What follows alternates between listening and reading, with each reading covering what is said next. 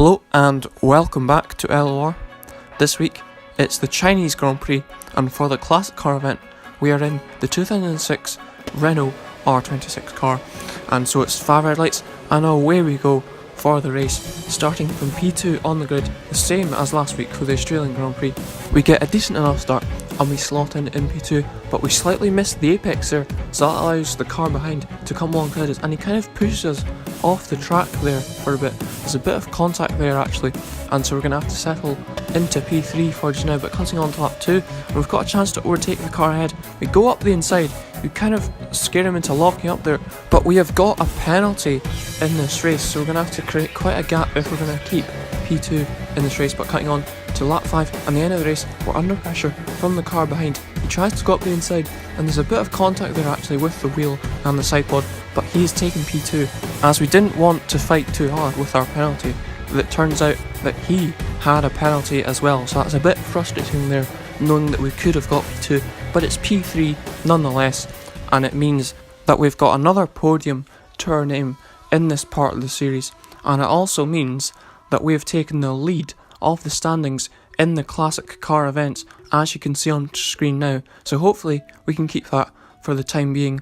But now it's time for the main event itself and for the modern cars, and we have qualified in P5 for this Chinese Grand Prix, and so it's going to be 5 red lights and away we go for the start of the race. We get a good start off the line there, but we're kind of boxed in, we can't really do much with our starts. We have to settle into P5 for just now. We're going to take the outside line of turn 1 to try and get the inside of turn 3 just in a moment here. And are we going to try and make any moves up anyone's inside here? The Mercedes goes a bit wide, so we see an opportunity to try and overtake him, and we make the move stick, but then that puts us under pressure from the Toro car who is behind us. He goes to our right, we can just see his proximity arrow, but we do leave him the space as he comes into the screen now, and there's a slight bit of contact as he went a bit deep, but we keep the position for the moment. As we cut on to the hairpin now, we've been hit from behind actually, and that's going to make us lose the position maybe. Yes, it is, to the Mercedes car.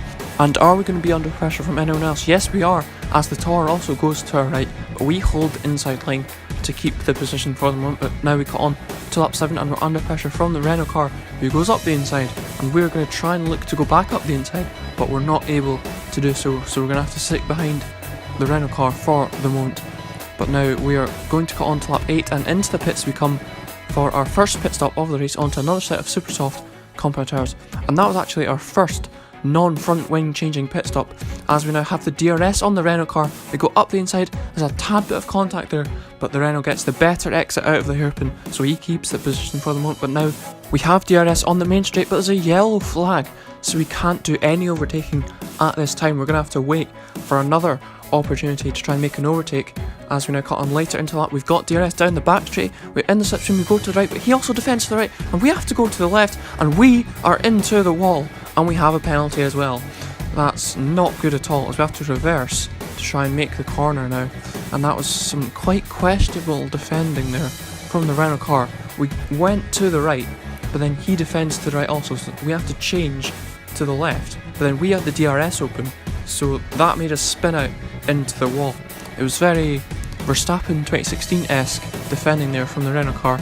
We change our front wing here, and now we're on to the soft compound tyres, and hopefully we can make up a few positions in the rest of the race, as we now cut on to lap 15 and we're in striking distance of the Ferrari car heading into turn 6, but he's braking a lot there, and we have broken our front wing, hitting the back of him. I don't know if that was a brake check or just being struggling on his tyres, but anyway, we cut on to lap 17 and we've got a screen freeze. Oh dearie me, that's not good, and we've gone off the track because of it, as it says migrating host on the bottom of the screen, so hopefully we don't get any issues in the rest of the race. And now cutting on to lap 21, we're into the pits. It still says migrating host on the bottom of the screen.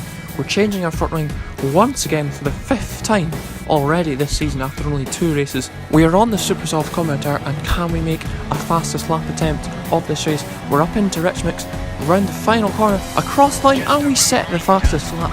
Boom, that's a good one. However, Jeff's not so happy.